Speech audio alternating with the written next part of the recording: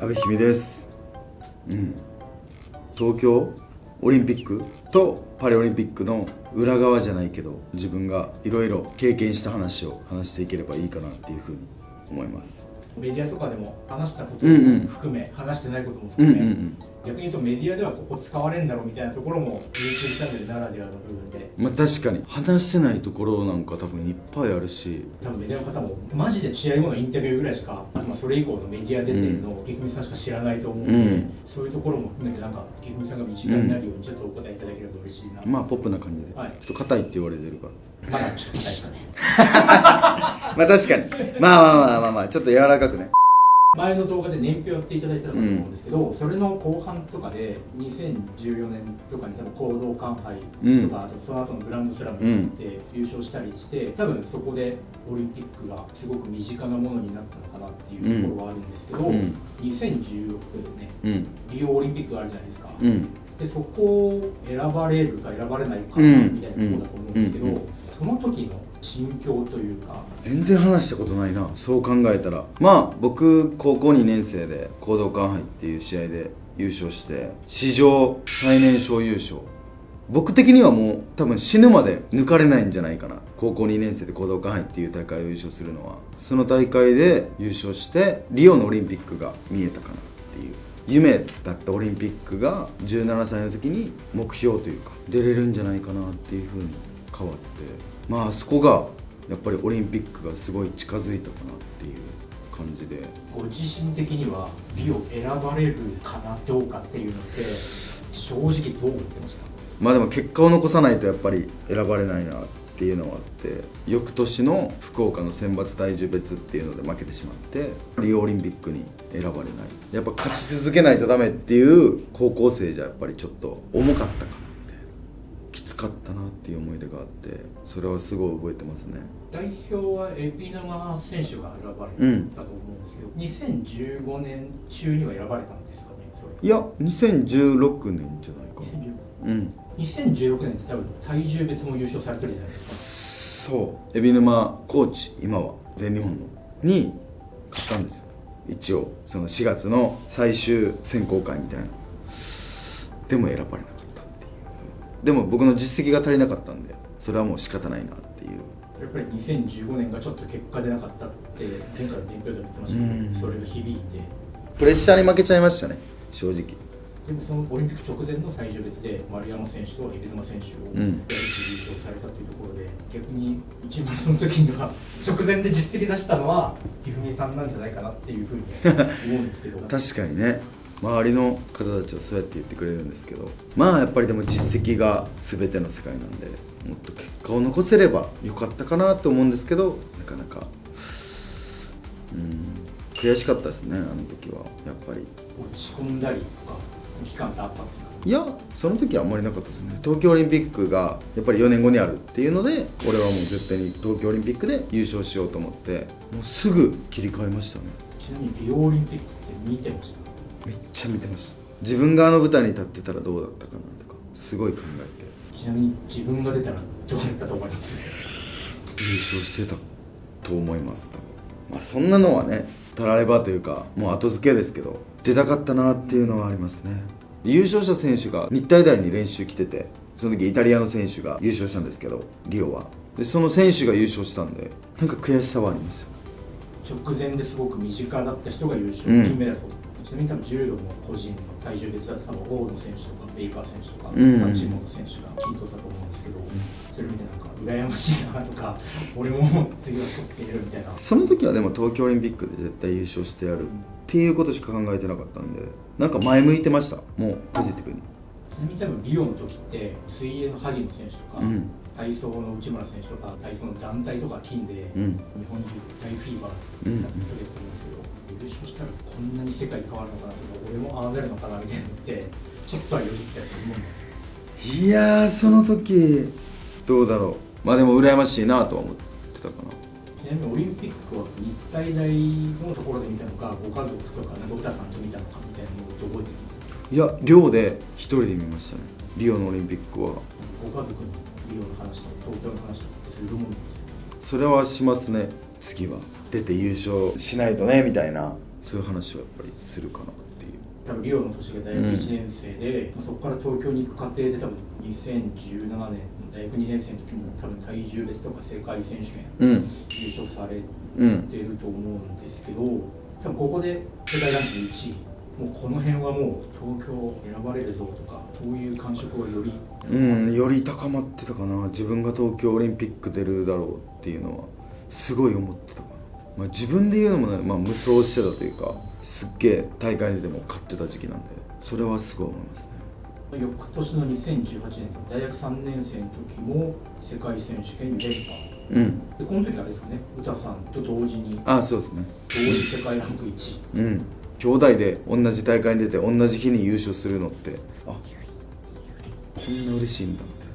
初めてそれを経験したかな。詩さんと一緒に出れる可能性だいぶ高まったなってこの時に思うの？それともその前から？いや、この時には思ってましたね。東京に出て優勝するっていうビジョンはすごい自分の中であって、それがこの年、2018年ですかね、多分。2019年大学4年生の時に体重別でこの後伝説となる丸山選手に決勝で敗れる、で世界選手権の準決勝でっていうところで、これは東京やばいかもってこの年って思ったりするもの？2019ですよね。2019やばいと思ってたっすね。もう負けたら終わりと思ってたんで、あの時は正直しんどかったですね。やっぱ毎日丸山選手のこと考えるし、どんだけ練習してもどんだけ家で生活してても丸山選手のこと考えてたんで、あんまり僕も喋らないようにはしてたけど、人生で一番追い詰められてたかなとは思いますね。やっぱその追い詰められている時って普段とこういうことが自分違かったみたいなのってありました？言い方悪いかどうかわかんないですけど、試合で負けたら死にたいみたいな考えてたし、それだけその2019年の12月のワンマッチか2020ワンマッチは2020年の12月なんで、その翌年になるんですけど、2019年のグランドスラム大阪で勝って、2020年のグランドスラムデュッセルドルフで優勝して選抜流れての2020年12月2020年の12月13日に丸山選手と、史上初のワンマッチ、伝説の24時間っていうのが24分っていうのが24時間はやばい24時間はやばいです、さすがに。グランドスラム大阪勝って、グランドスラムデュッセルドルフドイツの試合勝って、そっからの10ヶ月ぐらいかな。その間に多分コロナがそうコロナの影響で出てしまって、多分いろんな大会が流れて、で多分66キロ級だけ代表決まんなくて、東京オリンピックの延期も決定して、みたいな、ワンマッチ行くまでも精神的にも肉体的にもしんどかった時期なんじゃないかなと思うんですけど。いやー、きつかったっすね。やっぱりみんなが代表決まってて、なおかつその妹ももう代表に決まってたから、生きた心地しなかったっすね。その2月から12月までの10ヶ月間は負けたら死のうと思ってたから、それぐらいきつかったかな。ちなみにコロナの自粛期間中って練習とかってどういう風に？いやー、なかなかできないんで、マスクして外走ったり、自主練ですよね。もう練習場所はもう社会人になったんで、パーク24に所属、そこのパーク24の道場で練習はその時はして練習してたから、そうですね。なんかできる時とできない時みたいなのあったじゃないですか。その緊急事態宣言が出ててみたいな、解除されてみたいな、できる時はある程度してましたけど、なかなか思うように練習とかはできなかったかなっていう。やのにワンマッチが多分年内にあるってなって追い詰められますよね。この10ヶ月って今までで一番しんどい10ヶ月ですね。やばいっすね。多分人生生きてきて一番きつかったかな。寝ててもトイレしててもご飯食べててもそのことばっかり考えちゃうんで、正直東京オリンピックパリオリンピックあったけど、こんなに追い詰められた10ヶ月はないかな。オリンピック延期って聞いた瞬間ってどういう心境なんですか？なんかその時は別に自分のことでいっぱいいっぱいすぎて、なんかあんまり思わなかったですね。詩さんが決まってるじゃないですか、ご家族と会った時に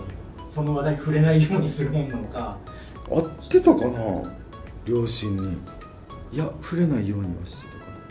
な。負けたらひゆみが思い詰めて死ぬかもしれへんから、ちゃんと家族で家に行って見るようにはしないとあかんなみたいな話はしてたらしいです。でもそれぐらい追い詰められてたらしいですね。大学生から社会人になるじゃないですか、心境の変化というか生活の変化みたいなものとかそうっすよね。パーク24に入って運命っすよね。パーク24って8月9日なんですよ、パークの日って。で僕の誕生日が8月9日なんですよ。でワンマッチの話なんですけど、ワンマッチの試合が24分、パーク24じゃないですか。パーク24に入ってすごい環境を整えてもらったんで、それはすごい入社したからやっぱりオリンピックで優勝できたっていうのもあるのかなと思いますね。ひふみさんの実績だと多分いろんな実業団から多分お声かかると思うんですけど、お声が結構かかるんですか？いやでもね、実業団でも強いところしか声はかからないんで、そんなに多くはかかってないですよ。そういう名だたるところが大体声かかってる。その中でパーク24に